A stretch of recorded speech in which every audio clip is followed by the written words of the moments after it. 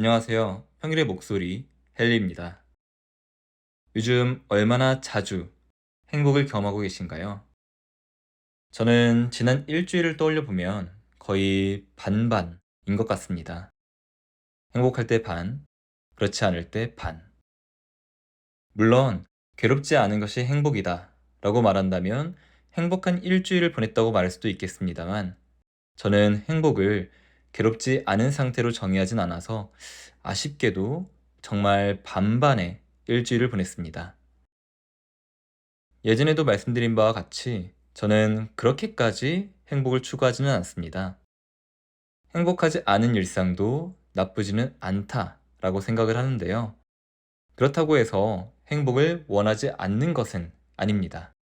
그저 행복에 집착하지 않고 행복하지 않다고 해서 불행함을 느끼지는 않는다는 말이죠. 저도 당연히 가능하다면 행복을 자주 경험하고 싶습니다. 그런데 행복은 어디에서 오는 걸까요? 저는 행복은 우리의 욕구가 충족되었을 때 느끼는 감정이라고 생각합니다. 반대로 우리의 욕구가 충족되지 않는다면 우리는 좌절을 경험하죠. 이는 우리가 행복하기 위해서는 충족하고자 하는 욕구에 대해서 명확히 인지하는 것이 중요하다는 말이기도 합니다. 인간관계의 전문가 박재현 작가가 쓴 사실은 사랑받고 싶었어 라는 책에는 다음과 같은 내용이 나옵니다.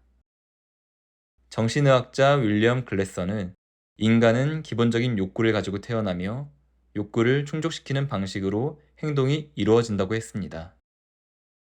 각자의 기본 욕구를 충족시키는 지혜로운 선택을 하도록 돕는 것이 건강한 삶을 살아가는 변화의 최종 목표가 되는 것이지요.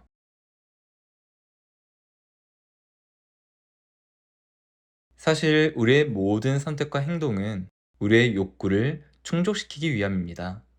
비록 사회적으로 잘못된 선택과 행동이라고 할지라도 말이죠.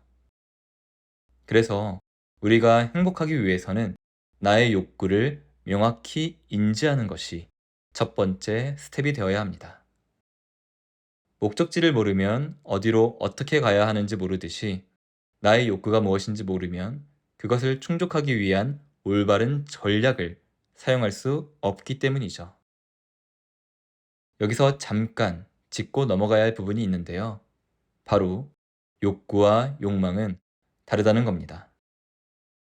욕구는 우리가 기본적으로 충족하고자 하는 정서입니다. 그러나 욕망은 욕심과 집착에서 비롯됩니다. 그래서 욕구에는 충족과 만족이 있지만 욕망에는 충족과 만족이 없습니다. 그저 결핍만이 존재할 뿐이죠.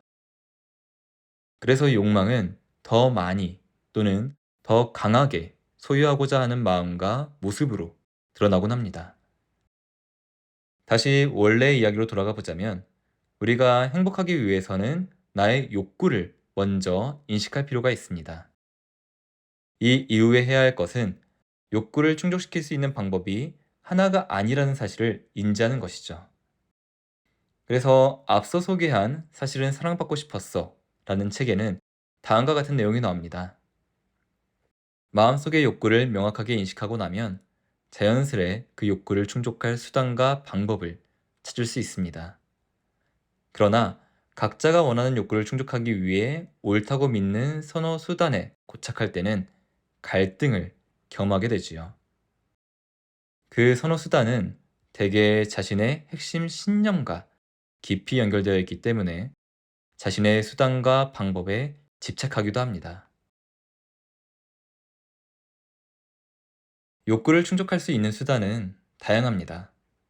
하지만 우리는 첫 번째로는 나의 욕구를 잘 몰라서, 두 번째로는 그 욕구를 충족할 다른 수단을 몰라서 괴로움을 경험합니다.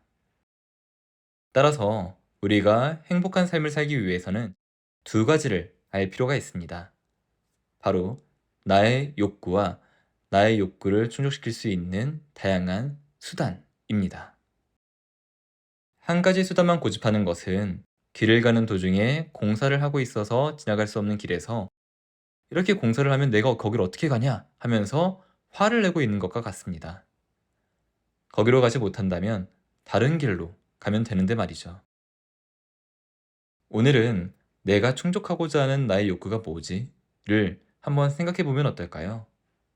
결과 말고 그 결과를 통해 얻고자 하는 나의 욕구를 말이죠. 나의 욕구를 분명히 인지하게 되었을 때 우리는 좀 더 선택과 행동에 대해서 유연해질 수 있고, 그것은 욕구의 충족으로 이어져 우리에게 행복을 선사해 줄 테니까요. 오늘 이야기는 여기까지입니다. 오늘도 평온한 하루 보내시길 바라겠습니다. 감사합니다.